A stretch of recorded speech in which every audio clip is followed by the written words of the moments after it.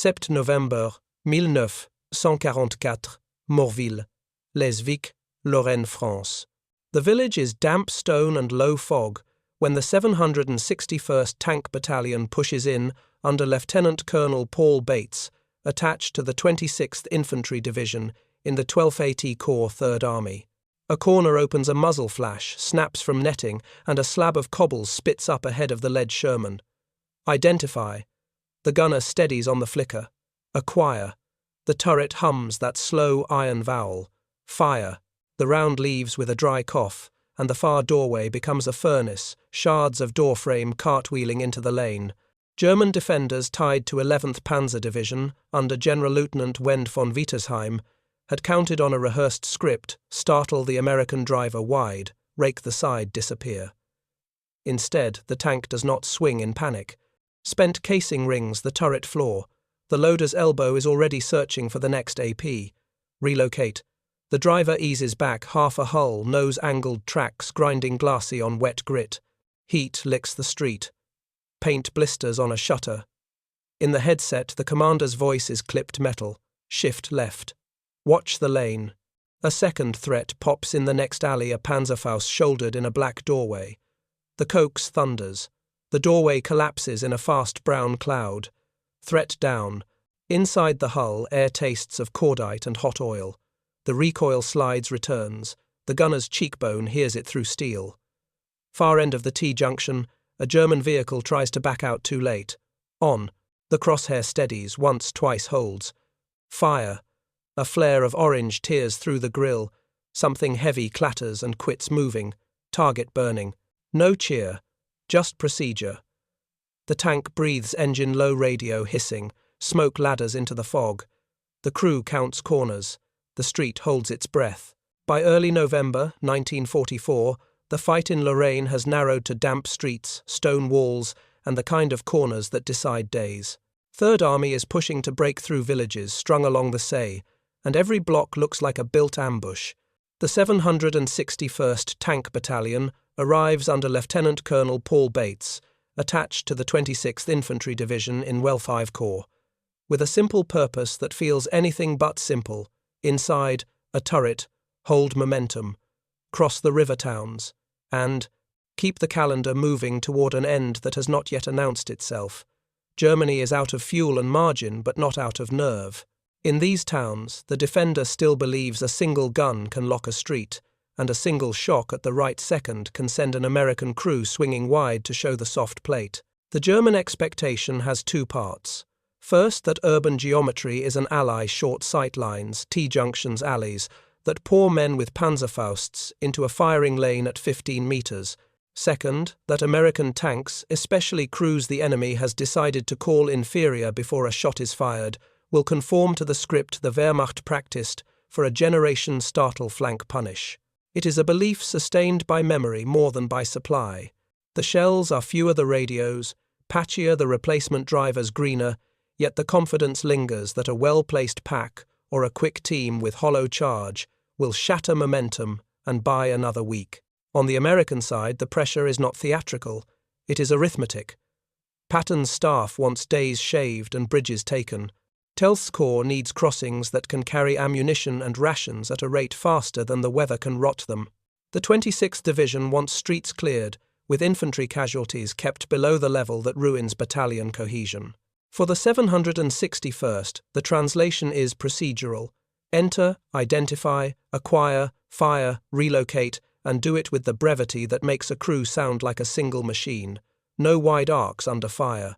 No lingering in a kill zone to confirm what heat and smoke already say. The battalion's job is to make the village uninhabitable for the enemy's myth. Lorraine is the laboratory. Morville-lès-Vic, Moyen-Vic. Each name adds another proof that the tactic can be standardized. In the damp cold, the limitations are physical optics, fog gloves, blunt dexterity engines complain at low idle. The advantages are also physical. A steady gun on the first sight picture cuts the time to the first hit, and a driver who moves half a hull on instinct denies the enemy the second look.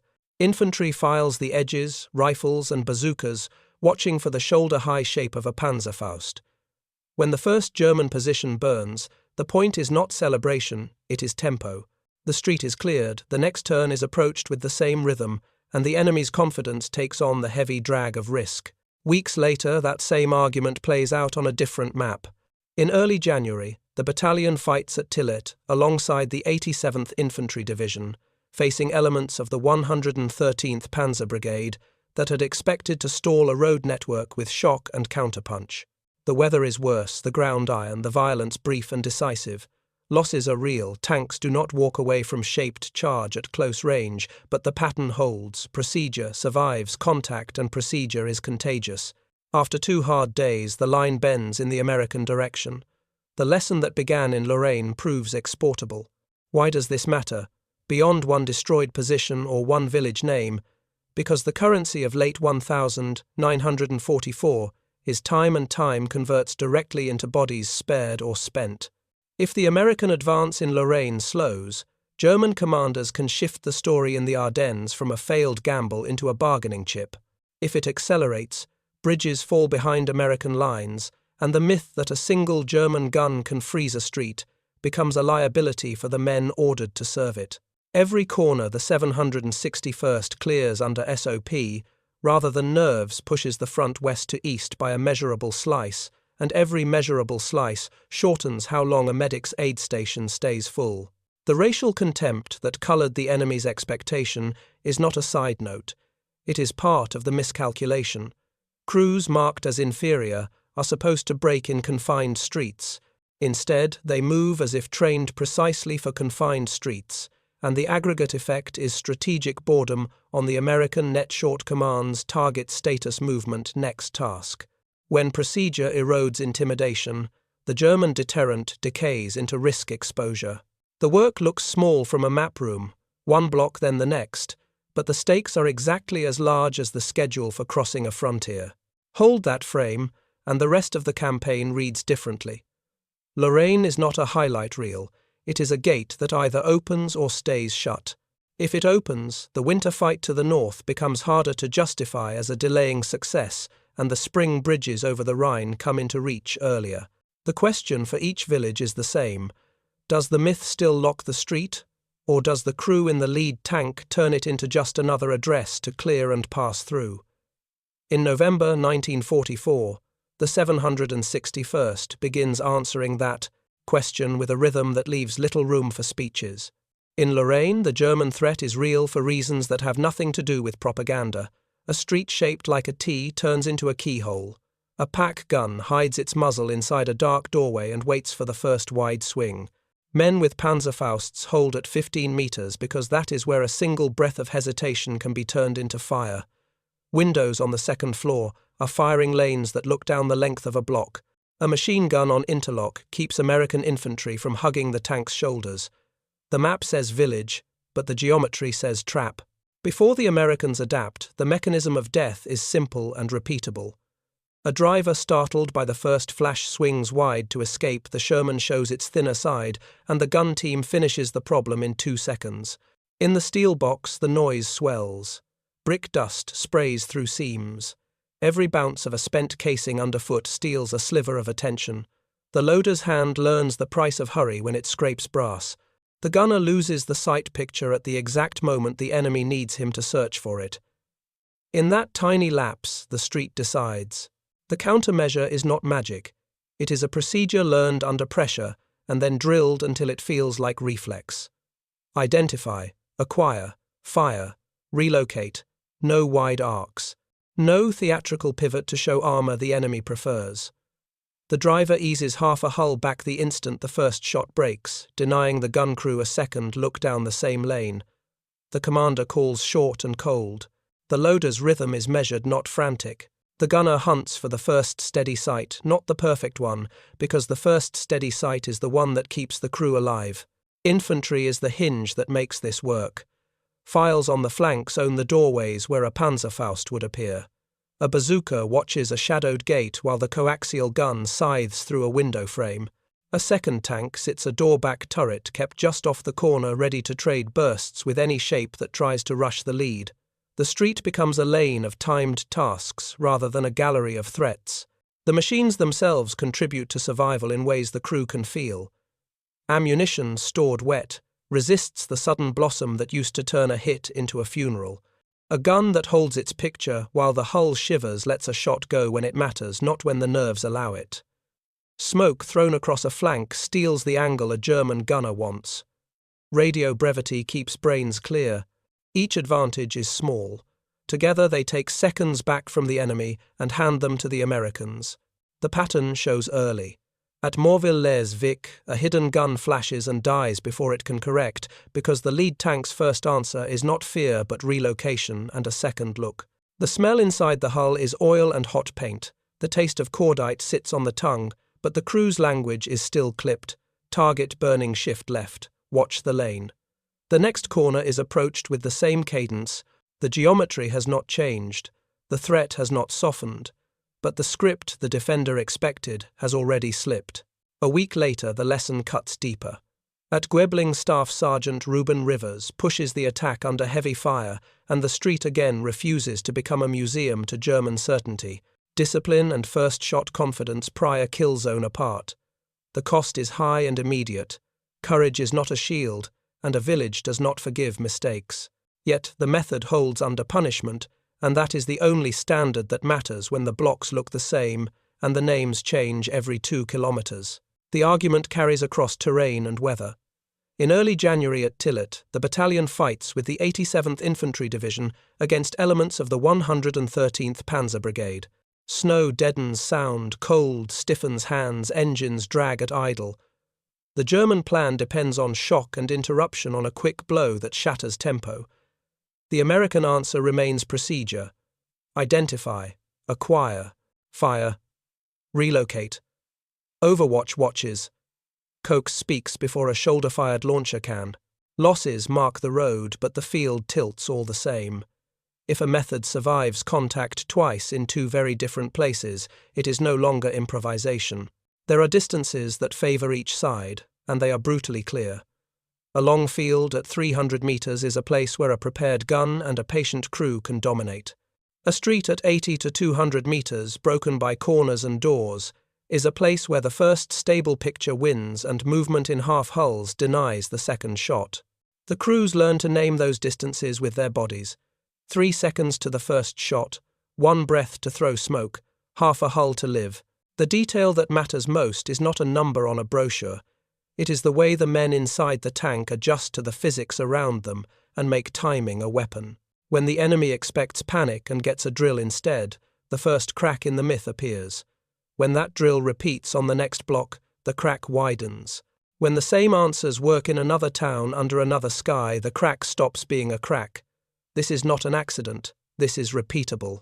The morning in Morville-lès-Vic sits low and damp on the stone. Frost nudges at the edges of shutters. The lane ahead is a narrow throat with a left-hand bite. A Sherman noses forward under Lieutenant Colonel Paul Bates's net 761st on point for the 26th Division. In the doorway of a carriage house, a German gun crew breathes through wool and oil, and old certainty, the barrel glassed with dew, the range already memorized. Their routine is simple: break the driver's nerve, catch the wide swing, take the side plate clean. Inside the American tank, the language is bone short. Identify, acquire, fire.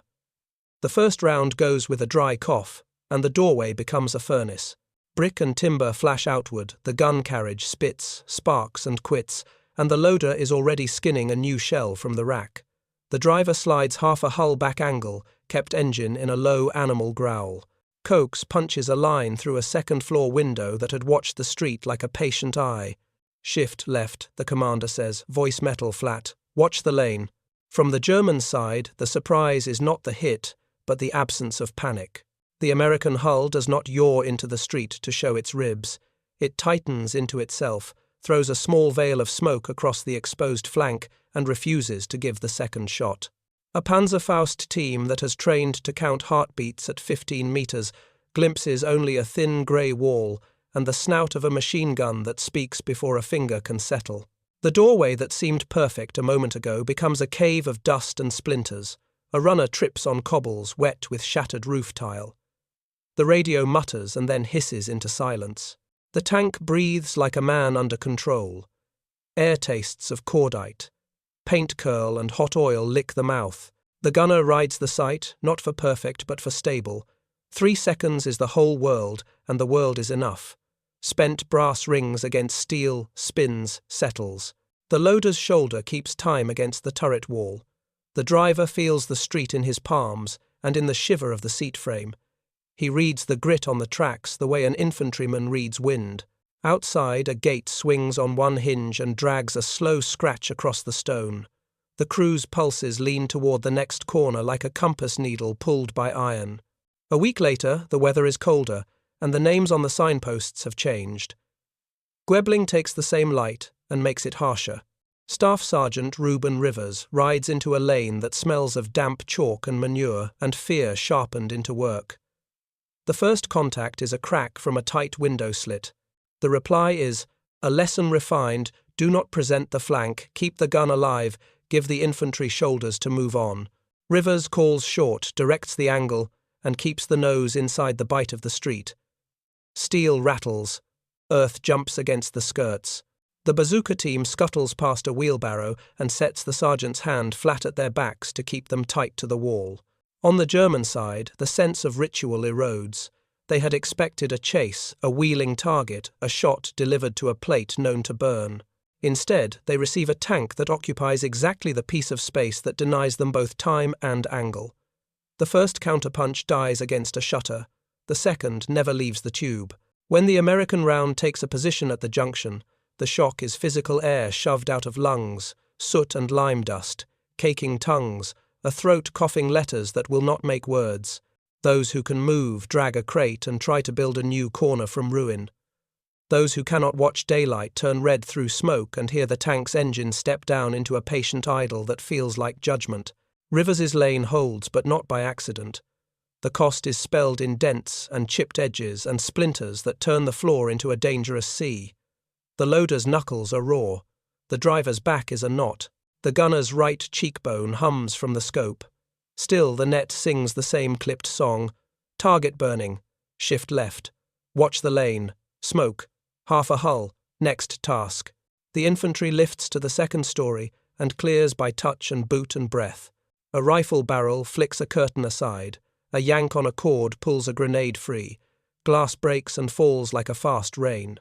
When the tank slides back 2 lengths to guard a gable, the crew hears the shape of relief in the tempo of boots, not in any cheer.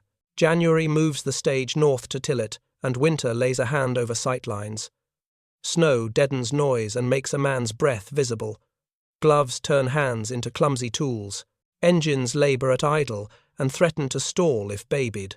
Elements of the 113th Panzer Brigade believe the cold will blunt nerves that a single well-timed blow will make procedure falter. The German plan is evergreen, interrupt, punish, break off.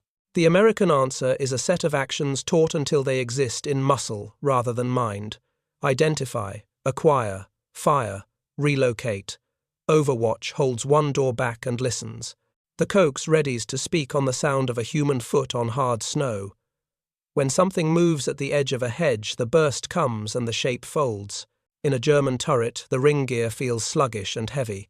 The commander's voice wants to stretch orders into explanations, but finds the net jittering, clipped and intermittent. A driver backs blind into a service yard and clouts a barrel. A loader fumbles a still cold shell and claps a palm over the lip to save it. The machine that used to be an executioner under perfect conditions behaves like a museum piece in winter's narrowing tunnels. The enemy across the lane operates like an assembly cell, tasks in order, no flare pane accepted as noise in the line. After contact, both sides inventory the cost. Americans cut their time in the kill space to seconds, throw smoke and trade positions across the street's shallow angles. A forward observer scratches a grid in the frost with a glove and murmurs a request that will land hard a field away. Germans who can still run leave their first idea where it fell and look for a back exit that is not being measured by an unseen barrel. The myth that promised terror gives only exposure. The weight of reputation, once a shield, becomes a reason to avoid the very duel for which the weapon was built. None of this feels grand inside a tank. It feels like heat at the shins, a rattle underfoot, a throat that tastes of carbon and fear kept on a short leash. It feels like work. A lane is taken, a corner is held, a door is denied to a launcher, a partner tank sits one address back and makes sure no one runs the gap. The names on the map move east a finger's width at a time. The voices on the net never rise above the volume of function. When the last shot in a sequence dies, there is no anthem, only a silence made of smoke and engines, and the heavy breath of men who have learned that a procedure can be more frightening than a legend. Orders, not speeches, set the arc for the 761st, once Third Army drove into Lorraine. 1Z Corps attached the battalion to the 26th Infantry Division, with an instruction set that fit Patton's calendar. Open streets take crossings. Do not spend time you cannot buy back.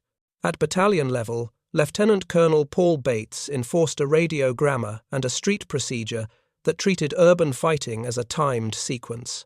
When Lieutenant Colonel Hollis Hunt later took the colours, the method remained. The point the battalion would be judged by lanes cleared, and minutes saved, not by adjectives. The procedure moved from habit to doctrine through the simplest instrument the Army owns, the after-action report. Crews wrote what they did when they lived, and staff filtered those notes into brevity cards in turrets. Identify, acquire, fire, relocate. The first shot was paired with a half-hull withdrawal that denied a prepared gun the second look. Smoke went to the exposed flank without discussion. The second tank held one doorway back to serve as overwatch, and to keep coax ready for the black mouth of a ground-floor room. Infantry owned the second story and the blind corners, and learned to hear a launcher before they could see it. Transitions between AP and HE were drilled until the loader's hands could do them, while the gunner kept a picture. The net punished long sentences. A crew's vocabulary narrowed to commands that moved steel. Doctrine worked because logistics protected tempo. Forward maintenance teams pulled crippled tanks out of alleys, swapped transmissions, welded torn skirts, and returned hulls to the line in hours or days instead of weeks. Ammunition arrived even when the weather tried to cancel it. Wet stowage reduced the chance that one hit would turn the turret ring into a pyre. Replacement crews came up in time to keep companies whole enough for the next lane. A single loss did not end a mission because the supply chain treated a tank as a replaceable tool rather than a shrine. That truth changed behavior under fire. A commander who expects to be resupplied in a day fights differently from one who knows a disabled vehicle will starve a whole front. On the German side, material scarcity and skill scarcity merged. Armour that once symbolized dominance grew hard to service and harder to replace. Experienced crews that once defined tempo could not be swapped out at speed. A pack team, or a tank that survived, carried more than tactical weight. It carried irreplaceable memory the unit could not afford to risk in a narrow road with blind cross streets. Thus, an advantage that rested on reputation. Our gun will lock this lane. Our round will finish. A careless driver became a burden that pushed units away from direct contact. The first shot had to be perfect because the second would likely never come. Command and control turned the battalion's choreography into a combined arms clock. At the company edge, a forward observer scratched grids in mud, pre-planned fires for 2 turns ahead, and held a line to mortars and guns that could answer within a minute.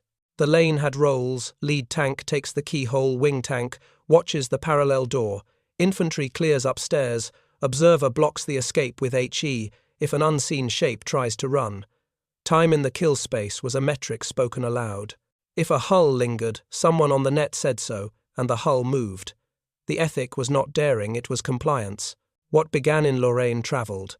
The notes from Morville-lès-Vic and Vic-sur-Seille became rules that fit other streets. 3 seconds to the first steady sight picture. Half a hull back after the shot. Coax speaks first at a black door. In early January, at Tillet, working with the 87th Infantry Division against elements of the 113th Panzer Brigade, the same grammar functioned under snow and breath fog and engines that hated idling. Winter did not erase the sequence. It only made the ears more important than the eyes. Overwatch listened for footfalls on ice. Machine guns cut at the sound, not the silhouette. Losses happened and were absorbed. The pattern did not hinge on perfection. It survived error by building redundancy into distance and task. The result inside the battalion felt unromantic and effective. Crews carried pocket cards and taped them to turret walls. Platoon leaders repeated lines until they were boring. Maintenance chiefs turned wrecks into vehicles again, with a speed that made crews less fatalistic and more disciplined. The net stayed clipped, even when adrenaline tried to force it wide. New men learned faster, because the tasks were teachable. Veterans lasted longer, because the tasks removed avoidable risks. A street ceased to be a stage for courage, and became a path for a checklist. For the enemy, the change registered in choices. Teams that once hunted began to insist on ambushes with escape routes, or they declined contact entirely. Tanks built for long-range killing found themselves punished by corner geometry and ring gear inertia. A launcher team that missed its first chance could expect a coax burst before it found a second. The aura of the weapon narrowed to the conditions that still favored it. Outside those conditions, it was heavy metal, inside a problem that rewarded speed and repetition. In paperwork, the doctrine looked dry. In a lane, it looked like survival that compounded into advance. A commander could schedule how far a company would move by counting corners and assuming drill, not luck. A corps staff could count bridges taken because street fighting no longer belonged to improvisation. The battalion's men did not need to win arguments about prejudice. Metrics wrote their rebuttal. Streets cleared. Days saved. Units relieved. The scoreboard did not care who had been underestimated. The tone of this layer is not triumph, but conversion. Procedure moved from guidance to weapon. Logistics kept it sharp. Command channeled it through calm speech. The enemy's faith in legend curdled into risk management. America turns procedure into a weapon. Germany turns legends into liabilities. The first crack in the myth is small enough to miss unless you are standing in it. Morville-lès-Vic shows the shape. A prepared gun flares expects a wide swing and finds only a tank that shrinks, breathes smoke across its exposed side, and answers in 3 seconds, with a round that turns the doorway into heat. The second shot the German crew counted on never arrives. They are too busy coughing brick dust and dragging a shield that no longer matters. The street loud a moment ago goes quiet in a way that makes men listen to their own lungs. The American hull eases half a length back. The turret never stops thinking. The infantry begins to climb. Nothing in that sequence looks dramatic. Everything in it cuts through a legend that has lived too long. A week later at Guebling, the pattern does not need to be invented again. Staff Sergeant Ruben Rivers holds a corner under the kind of blind pressure that used to make drivers throw their weight into the open and invite a finishing shot. The lane tries to lock. It fails.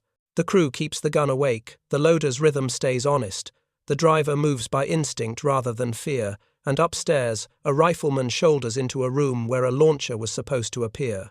The first attempt at a routine kill dies in the door. The second finds itself under coax before it can finish drawing breath. The myth does not collapse with a shout. It sags, then it folds.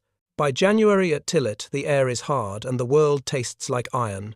Elements of the 113th Panzer Brigade arrive with the old promise that a sharp blow in a choke point will stall an advance and give the winter a chance to do the rest. Snow takes the colour out of distance and turns sound into the more honest signal. Overwatch listens. The coax speaks on the first unmistakable footfall. The lead tank treats each hedge and barn mouth as a test with known answers. When contact comes, it is measured in tasks that leave no space for swagger. Identify, acquire, fire, relocate. A burst to the door that could have been a mouth for a launcher. A half-hull back to deny the correction. A smoke blossom to steal the angle. 2 days later, the road belongs to the side that treated it like work. On the other, net sentences get shorter and more conditional. German crews that once wrote their own tempo now find the turret ring slow where it matters most, and the angle gone before the eye settles. The first shot must be perfect and invisible. The second is an idea, not a plan. A runner skids and falls because the path to the reserve position is no longer safe. A voice on a company circuit dry as paper says what the street has already taught. They fire first and are gone before we can traverse. The line is not defeatism, it is measurement. Men who have fought long enough to know the difference between bad luck and a change in physics are writing down the latter. The collapse of the myth does not change the threat, it changes the behavior. German teams that were hunters become ambush artists who leave early. Tanks that sold confidence at range avoid the human geometry of alleys, where ring gear and wall angle conspire against them. A launcher team that lived on nerve learns there is no grace note after a miss. The legend that once intimidated becomes an account balance that cannot bear withdrawals. Commanders keep assets back because they are precious. Crews feel that preciousness as a weight that drags the will to risk. For the Americans, the opposite pressure applies. The procedure earns trust precisely because it is unglamorous and survives contact.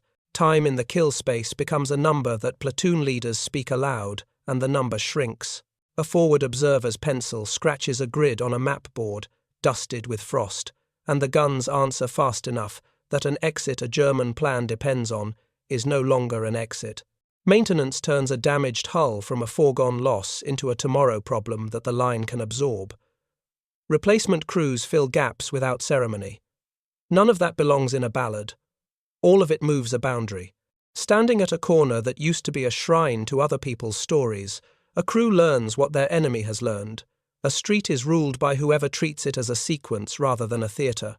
When a tank that bears the Black Panthers patch enters that sequence and keeps to it under fire, the layer of contempt that once explained German confidence peels back and shows itself for what it was, an error in the model. The answer the battalion gives is not a speech. It is days stacked edge to edge without relief the same grammar spoken until it writes itself into the after-action reports of units around them. The evidence runs along 3 short rails. First, the second shot that the defender needs does not arrive. The half-hull back and the smoke deny it. Second, the door that promises a launcher becomes a trap for its wielder because the coax counts faster than courage. Third, the attempt to reclaim tempo with a quick armoured move at an angle dies to a gun that was already waiting for that profile. When the same 3 rails carry weight in different villages and under different skies, a myth built on the fragility of a foe's nerves cannot survive. No one declares the moment. There is only the way men move. German crews select positions with better exits and leave sooner. American crews reduce their dwell and pass corners to infantry like items on a belt. Radios on one side fill with qualifiers, radios on the other side with verbs.